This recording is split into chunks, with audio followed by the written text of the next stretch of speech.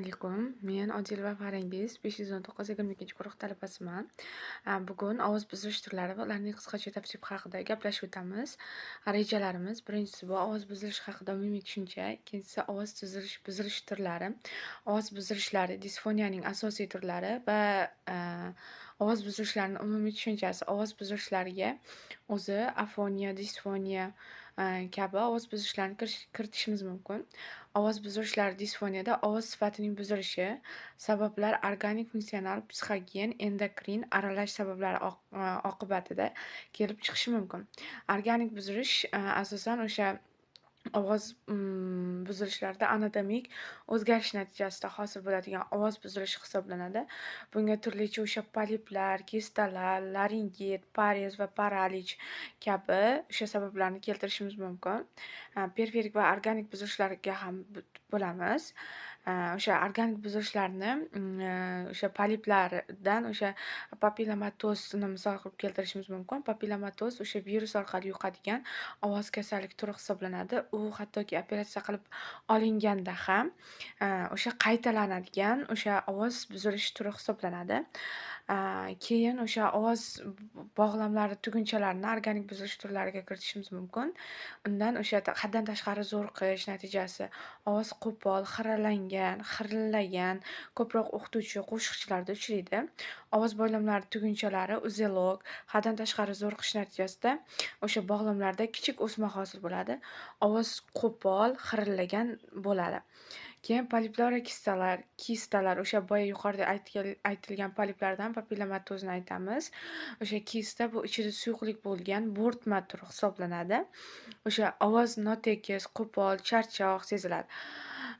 Kistalarda o'sha bog'lam ichida xaltagacha o'xshash shakl bo'ladi. Ovoz bir tekis yoki notekis tebranadi. Keyin laringit. Laringitdan bu organik ovoz buzilish turlariga kiritishimiz mumkin. Laringitda allergitskiy va o'sha surunkali laringit turlariga bo'lamiz. O'sha allergitskiy laringit bunda o'sha allergiya orqali yuqadigan o'sha laringit turi hisoblanadi. Bunda bo'g'iz yallig'lanishi, ovoz xirillaydi yoki yo'qolib qolishi, infeksiya yoki shamollashlarni natijasida kelib chiqadi. Keyin laringit bu bo'g'iz yallig'lanishi hisoblanadi. Shamollash, infeksiya sabab ovoz xirilaydi. Ba'zan butunlay chiqmay qolishi ham mumkin. Organik buzilishlarning markaziy qismi, yuqorida o'sha periferik qismini gaplashib o'tdik. Organik buzilishlarning markaziy qismiga esa o'sha spastik disfoniya, neyrogen buzilishlar, asab tizimidagi shikastlanish bilan bog'liq, markaziy asab tizimida shikastlanish bilan bog'liq turlarni kiritishimiz mumkin.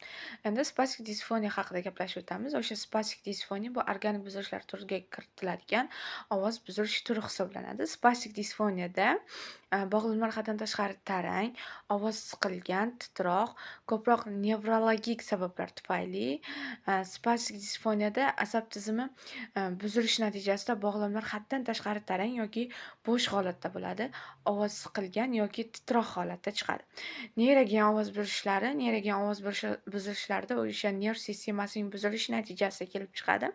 Bunga insult, miya jarohati, periferik nerv shikastlanishlari natijasidagi oqibatlari, ovoz sust, barqaror emas bo'ladi bunda ovoz. Funksional buzilishlar, gipertonik disfoniya, gipotonik disfoniya, panasiya kabi ovoz buzilishlarini kiritishimiz mumkin. Neyrogen ovoz buzilishlari o'sha bu yuqorida keltirilgan nerv sistemasining buzilishi natijasida kelib chiqadigan neyrogen sabab omil hisoblanadi. Gipertonik disfoniya va gipotonik disfoniya. Gipertonik disfoniyada ovoz qattiq siqilgan bo'ladi. Gipotonik ovozda past bo'ladi. Buni sababi shuki, o'sha noto'g'ri ovoz ishlatish natijasida kelib chiqadi. Gipertonik disfoniya ovoz apparati ortiqcha zo'riqadi, ovoz qattiq siqilgan, charchoq. Gipotonikda esa yetarlicha yopilmaydi ovoz bog'lamlari. Ovoz past, nafas kuchli bo'ladi. Ya'ni nafas kuchsiz bo'ladi. Keyin fonastiniya kabi ovoz buzilishlarini ham o'sha misol qilib keltirishimiz mumkin. Endi psixologik omillar stress, qo'rquv, asab tizimining buzilishi natijasida kelib chiqadi. Psixogen omil buzilishlarda stress, qo'rquv, ruhiy ziddiyat natijasi, keyin psixogen afoniya, ovoz butunlay yo'qoladi bunda. Organik sabab yo'q. Endokrin ovoz buzilishlari natijasi ham kelib chiqadi, ya'ni gormonalniy o'zgarish. Gormonalniy o'zgarish o'sha homiladorlik davridagi gormonalniy o'zgarishlar natijasi kelib chiqishi mumkin ovoz buzilishi yoki o'sha o'smirlik davridagi mutatsiya davrida, qiz bolalarda, o'g'il bolalarda yoki qalqonsimon bez kasalliklarini buzilishi. Qalqonsimon bez ishlab chiqaradigan gormonlarning faoliyati buzilishi yoki gormonlarning funksiyasi buzilishi natijasi ham kelib chiqadi. Keyin o'sha o'smirlik davri mutatsiyasida ovoz o'sha vaqtincha qo'pol, tebranish, sust, ya'ni notekis bo'ladi. Aralash ovoz buzilishlariga bir nechta omil birgalikda ta'sir qiladi unga. Masalan, organik, qo'shilgan funksional yoki psixogen, ya'ni 3 ta sabab bittada kelishi mumkin. Bu aralash ovoz buzilishlari hisoblanadi yoki diagnostika va terapiya orqali o'sha murakkab bo'ladigan o'sha aralash ovoz turlari hisoblanadi. Bir vaqtning o'zida bir nechta sabablar ta'sir etadi, ya'ni aralash omillarda.